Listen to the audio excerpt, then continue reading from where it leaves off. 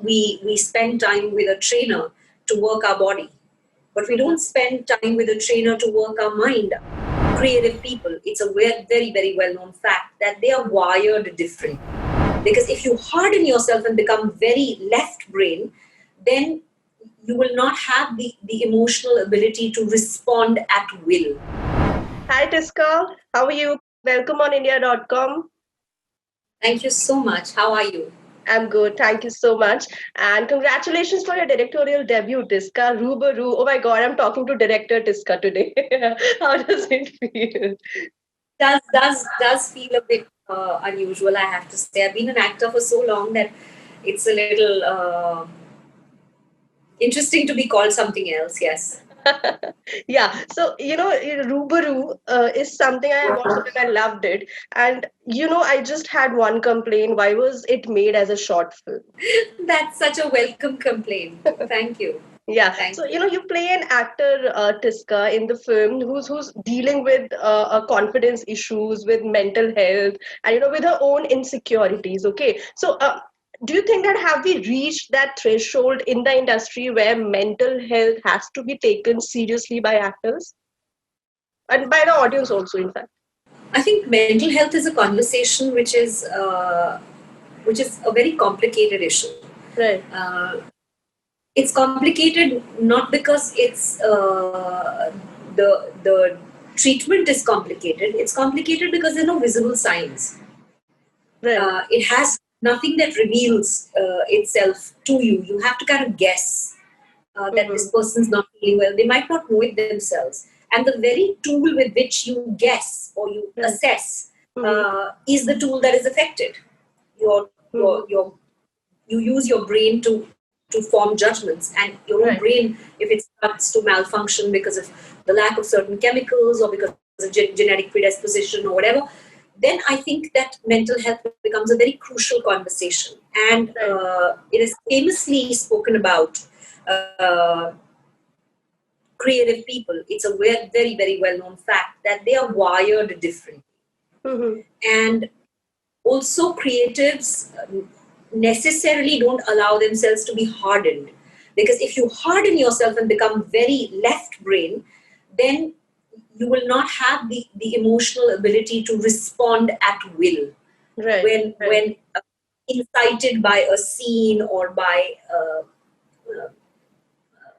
a script or by a director or by another performance, or if you're not feeling the musical instrument at that moment, then you're not going to be able to bring that alive. So you keep your emotions close to the surface, and that I think is crucial for performers. You can't become jaded and businesslike and hard, but that also makes you very fragile, very vulnerable, like a delicate piece of glass sculpture on which a myriad of emotions can be portrayed.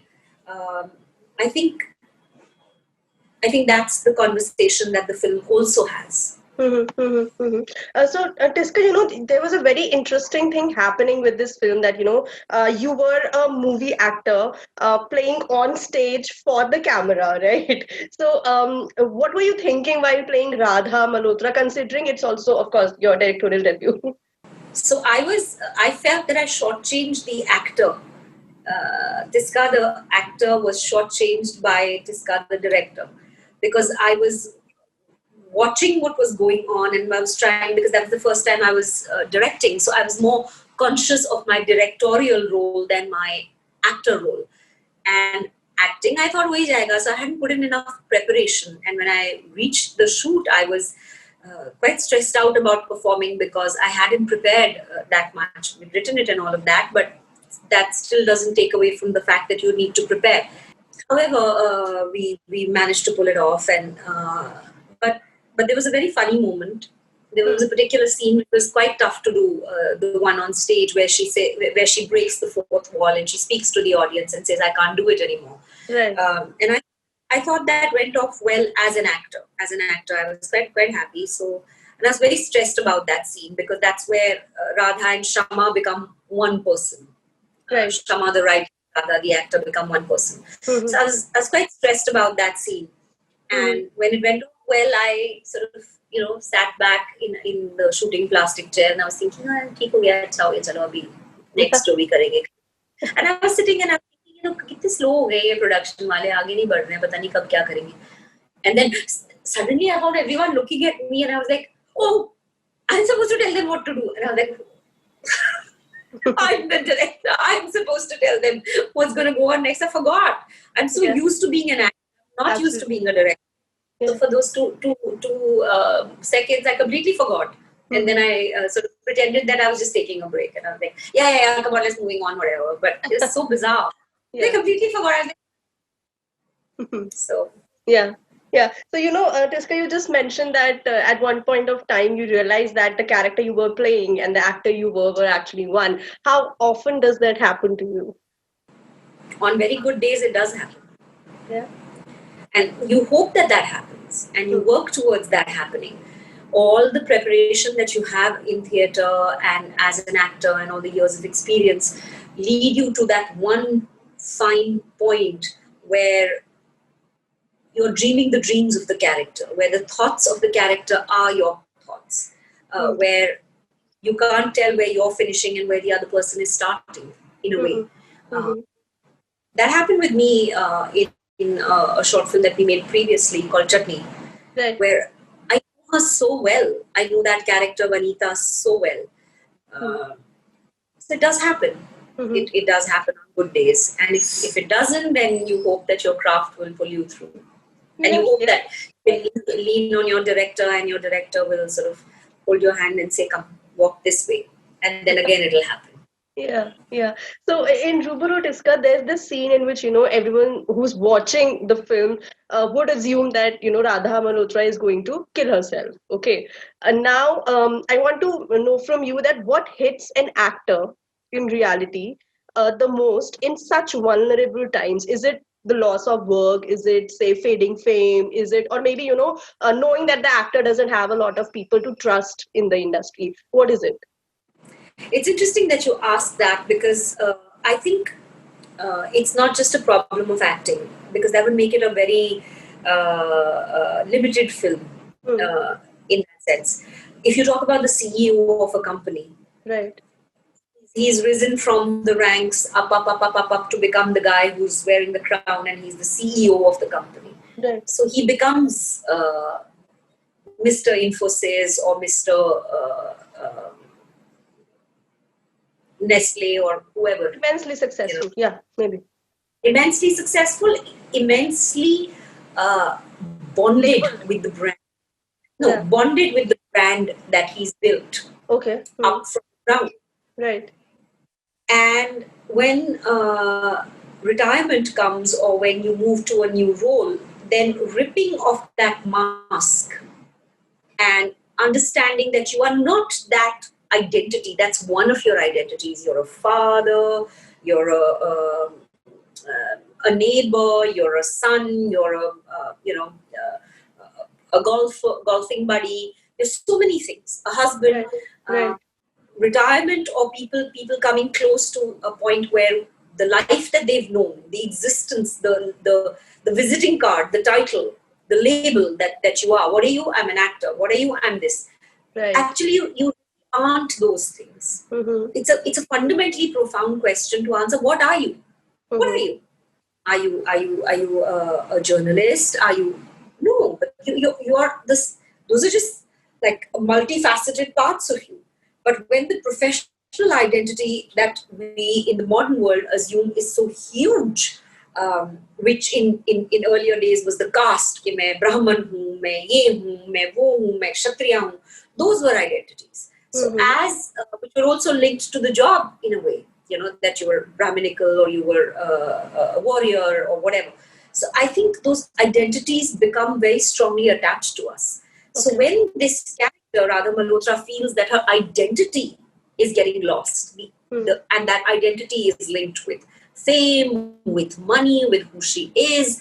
Her mother told her she would be a star when she grew up. She was Miss Palampur. There's all this stuff around her and it's all shaking. And so she feels that it's worth putting everything on the line. I'm not going to say what it is and give the plot away, but she's ready to put all of that online. because it matters so much to her. And she's willing to give it all for the mask. So I would say it's all of those things. So, Tisca, what is your defense mechanism to say vicious trolling, vicious criticism that has the potential of affecting your mental health? I've done 5 years of work upon myself via something called REBT, Rational Emotive Behavior Therapy, which I have put in specifically in order to be able to withstand the onslaught of the vagaries of my business. I still work with my therapist, Malvika, and I consciously do that because I think that we spend time with a trainer to work our body, but we don't spend time with a trainer to work our mind, our psyche, and to iron out our brain and to figure it out. And no one talks about it, but I speak about it because I see that leveling your head out and leveling your thought process is a great service to yourself and the people around you, because you can be rational. You can be not consumed by your emotions in an insane manner. And for that reason, I find that for trolls who are being vicious for the sake of attracting attention to themselves, I send kindness and love, and I say, please don't do this on my timeline. I don't want this, but if you persist, then I will have the block button available to me by almost all platforms. So there is that. And most of them turn around and say, sorry, thank you for replying, thank you for noticing. And the other fans then troll that person back for being vicious. If somebody has a misconceived notion or an idea about something I'm doing or what I'm planning to do, etc., then I try and correct that and say, well, I don't think you're looking at it right. I don't end up reading all the comments, but that's by and large what happens. And when somebody personally aggravates you, then I think the best thing to see is how important is that person to me, and where are they coming from? Is it part of their emotional disturbance that they're saying such things, or is it that they're touching a vulnerable spot in me? So I try and identify that, and I deal with it in that manner. If there's something for me to improve, I say, thank you so much. You shed light on something that I need to change. I'm going to change it right away. So that's how I... Yeah. That's a long answer to a short question. No, that's wonderful how you explained, Tisca, and I love the fact that you are actually talking about it. What I want to know is, I mean, yes, you are comfortable talking about it, and there are also a few in the industry as actors who are comfortable talking about it. But there's still stigma around discussing mental health, around discussing what you face, the struggles of an actor, which I don't think a lot of actors are comfortable speaking about. How do you think that needs to there should be an awareness about talking about all these sensitive issues as well on an actor's part? I think actors, because they're in the public eye, everything gets magnified hugely. Right. So if an actor or an actress is going through some sort of a bad day or a low phase, it gets amplified because it shows in their face, because everyone's looking at them. It's a continuous scoping of your life. With photographers sort of lurking behind trees when you go to the salon, they pop out at you, and it's a simple thing like you might not have done your threading. You know what I'm saying? Yeah. And अरे यार अभी ये photo छपेगी फिर sir मैं गंदी दिखूंगी, and everyone wants to look good, everyone wants to look their best, and so it's the life that we've bought into. And I think somewhere that decision was made early on in the lives of all actors who bought into that thoda ye to hoga hi. That kind of prepares us, that gives us that preparation time for that. Having said that, performers, like I said, need to stay vulnerable and need to stay in that space where they're responsive to emotional stimuli, purely because your emotion is your stock in trade, is emotions. You deal with emotions. That is the Coke or the Pepsi or the chocolate that you're selling. You're selling emotions. So in that sense, I think the vulnerability that actors face needs to be taken care of and needs to be addressed. And you can always ask for time out. You can say, you know what, need a few days out. I'm feeling the burden of whatever. And I think a lot of people are doing that. They're saying me time, break time, Right. uh, time to rejuvenate and give yourself a bit of breathing space. Yeah. So, Tisca, coming back to Rubaru and your directing abilities. So, Tisca, how creatively satisfying is it to be a director? Hugely. It's hugely satisfying to be directing something because the story is yours. You're now telling the story your way, in the manner that you want to tell it. Mm-hmm. And sometimes when someone else is directing, you may not necessarily agree with the manner in which they're telling it. You agree with the story, which is why you agreed to be part of the project in the first place. But the manner in which that story is being told might not entirely agree with you. But when you're directing, then you call the shots, literally. Mm-hmm. So it is very satisfying. Mhm. So, on that note, Tisca, we hope to see you directing more. And congratulations for Rubaru again.